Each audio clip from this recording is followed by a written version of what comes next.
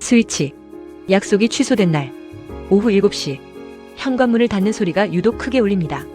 철컥. 그때부터입니다. 방 안의 공기가 갑자기 무거워집니다. 분명 낮에는 원했던 시간입니다. 아, 주말엔 제발 아무도 안 만나고 쉬고 싶다. 입에 달고 살던 말인데 막상 그 시간이 손에 쥐어지면 이상하게 손끝이 떨립니다. 가방을 던져두고 침대에 눕습니다. 조용합니다. 너무 조용해서 귀가 먹먹할 정도입니다. 일단 TV를 켭니다. 리모컨을 쥐고 채널을 돌립니다. 예능 프로의 인위적인 웃음소리가 방 안을 채우지만 눈은 화면을 보지 않습니다. 다시 스마트폰을 집어듭니다. 유튜브를 켭니다. 쇼폼 영상을 위로 넘깁니다. 10초, 15초. 웃긴 영상, 자극적인 영상, 요리 영상. 손가락은 바쁘게 움직이는데 머릿속은 하얗습니다. 내가 지금 뭘 보고 있는 건지 기억도 나지 않습니다. 카카오톡을 켭니다. 친구 목록을 쭉 내립니다. 빨간 점이 떠있는 프로필들을 봅니다. 대화창을 열었다가 이내 닫습니다. 짜냐? 굳이 보내지 않아도 될 말을 만지작거리다가 지웁니다. 마음이 계속 무언가를 찾고 있습니다. 마치 정전된 어두운 방 안에서 벽을 더듬으며 스위치를 찾는 사람처럼 필사적입니다. 에이, 소음이 사라진 자리. 왜 그럴까요?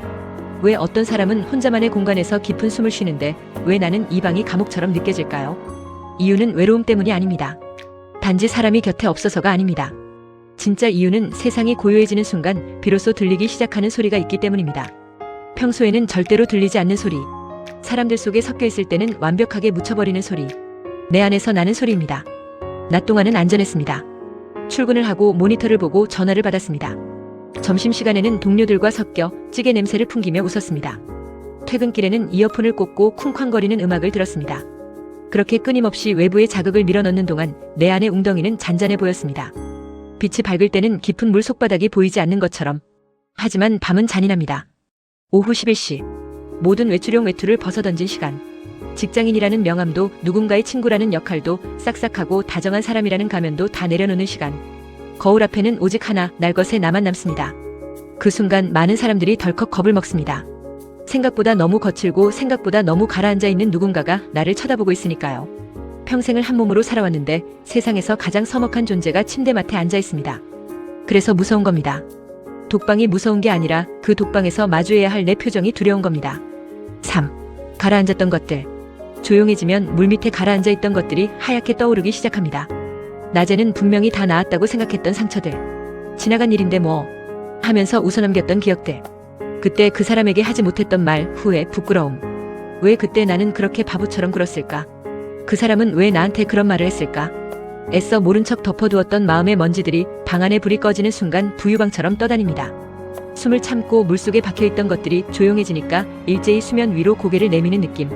그것들과 눈이 마주치는 게 싫어서 우리는 자꾸만 바빠집니다. 필요 이상으로 일정을 채웁니다. 월요일부터 일요일까지 빈틈없이 약속을 잡습니다. 피곤해 죽겠는데도 굳이 모임에 나갑니다. 의미 없는 대화에 격렬하게 맞장구를 치고 영혼 없는 소비를 합니다. 정작 내가 원하는 건 그 자리가 주는 즐거움이 아닙니다. 그저 멈추는 게 두려울 뿐입니다. 자전거 페달을 멈추면 쓰러지듯 가만히 서 있으면 내 안의 어둠에 잡아먹힐 것 같으니까. 주변에 항상 사람이 넘쳐나는 사람들이 있습니다. 연락처에는 수백 명의 이름이 있고 인스타그램 스토리에는 늘 누군가와 함께 있는 사진이 올라옵니다. 부러워 보이나요? 하지만 그들 중 일부는 현관문을 열고 들어오는 순간 불도 켜지 못한 채 신발장에 서서 무너집니다. 낮에 크게 웃을수록 밤의 공허함은 더 깊게 패입니다. 그건 사람이 부족해서가 아닙니다. 오히려 너무 오랜 시간 동안 남들의 시선이라는 거울 속에서만 살아왔기 때문입니다. 관객들의 박수 소리에 맞춰 춤을 추다가 무대 뒤로 걸어 나오면 내가 누군지 알 수가 없는 겁니다. 조명이 꺼진 객석을 바라보는 무용수의 마음. 그 적막함 속에서 자아가 흐릿해지는 그 불쾌한 감각. 4. 오래된 그림자. 어떤 이들에게 혼자는 단순한 고독이 아니라 오랜 기억의 재생입니다. 어릴 때 넓은 거실에 혼자 남겨져 시계 초침 소리만 듣던 기억. 아무리 울어도 방문을 열고 들어와 주지 않던 누군가의 부재. 내 감정을 다치고도 별일 아니야라며 혼자 삼켜야 했던 밤들. 그런 기억을 가진 사람들에게 혼자 있는 시간은 휴식이 아닙니다. 세상이 고요해지면 지금의 외로움보다 과거의 흉터가 먼저 잠에서 깨어납니다. 머리로는 압니다. 난 이제 어른이고 여긴 내 집이고 안전해. 하지만 몸이 먼저 반응합니다. 방 안의 온도, 특유의 냄새, 차가운 공기. 오래전 그 방에서 떨었던 소년과 소녀가 슬그머니 걸어 나와 내 옆에 눕습니다. 이유 없는 불안의 정체는 바로 그 오래된 그림자입니다. 우리는 흔히 혼자 있는 법을 배워야 한다는 말을 쉽게 던집니다. 독서도 하고 영화도 보고 취미를 가지라고. 하지만 그건 시간을 때우는 기술일 뿐입니다. 진짜 혼자 있는 법은 아무것도 하지 않는 나 자신과 같은 방 안에 가만히 머무는 능력입니다. 도망치기 위해 스마트폰을 켜지 않는 것, 귀가 먹먹해도 억지로 라디오를 틀지 않는 것, 내 안에서 우울한 소리가 나면 아, 지금 내가 울고 싶구나 하고 그냥 내버려 두는 것. 하지만 우리는 너무 오랫동안 나 자신으로부터 도망치는 훈련만 해왔습니다. 낯선 사람과 한 엘리베이터에 타면 어색해서 숨이 막히죠? 지금 당신은 세상에서 가장 낯선 사람과 한 방에 갇혀 있는 겁니다. 그게 바로 자기 자신입니다. 5. 문을 두드리는 손님. 그래서 혼자 있는 시간은 차가운 재회입니다. 오랫동안 연락을 끊고 지내던, 심지어 원망했던 누군가와의 만남. 그 만남이 반가울 리가 없습니다. 어떤 밤에는 정말 외면하고 싶습니다. 내 안의 찌질함, 내 안의 불안, 내 안의 질투를 보고 싶지 않습니다. 그래서 눈이 시릴 때까지 화면을 넘깁니다. 새벽 3시, 4시. 눈꺼풀이 무거워 내려앉을 때까지 스마트폰의 푸른 빛을 얼굴에 쏘아댑니다. 잠드는 그 순간까지 생각이 끼어들 틈을 주지 않으려고. 하지만 사라지지 않습니다. 우리가 그렇게 필사적으로 밀어냈던 내면의 감정들은 낮 동안 잠깐 침대 밑에 숨어 있다가 밤이 되면 다시 기어나옵니다. 내일 밤에도 그 다음날 밤에도. 그것들은 마치 갈 곳 없는 손님처럼 매일 밤 찾아와 방문을 두드리며 속삭입니다.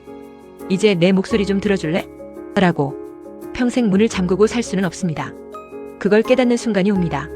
어느 날 밤 용기를 내서가 아니라 더 이상 도망칠 힘이 없어서 툭 하고 빗장을 풀게 되는 날이 있습니다. 그리고 마주합니다. 방 한구석에 웅크리고 있던 그 무시무시한 존재를. 괴물인 줄 알았는데 자세히 보니 오래전 버려져 울고 있던 나 자신입니다. 6. 여전히 긴 밤. 문을 열었다고 해서 갑자기 방 안이 따뜻해지거나 인생의 모든 문제가 해결되지는 않습니다. 다음날 밤에도 여전히 외로울 것이고 새벽은 길 것입니다. 스마트폰을 만지작거리는 버릇이 단번에 고쳐지지도 않습니다. 하지만 아주 미세하게 공기의 결이 달라집니다. 이제 혼자 있는 시간이 벌을 받는 것처럼 느껴지지는 않습니다. 방 안의 정막이 나를 누르는 압박이 아니라 나를 감싸는 품처럼 느껴지기 시작합니다.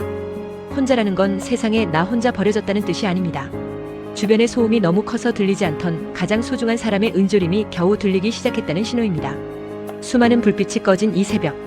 아직도 잠들지 못하고 화면을 위로 넘기고 있는 당신. 당신이 보고 있는 건 재미있는 영상이 아닙니다. 잠시도 마주하고 싶지 않은 그 마음을 잊으려는 몸부림일 뿐. 새벽은 늘 지독하게 조용합니다. 당신이 도망갈 곳이 없도록, 숨을 곳이 없도록, 결국에는 그 낯선 거울을 똑바로 보게 만들도록. 당신이 혼자 있는 시간을 견디기 힘든 건 당신이 나약해서가 아닙니다. 너무 오랫동안 진짜 당신을 혼자 버려두었기 때문입니다. 오늘 밤도 방 안은 조용합니다. 하지만 귀를 기울여 보세요. 가장 커다란 소리는 언제나 이 침묵 속에서 시작됩니다.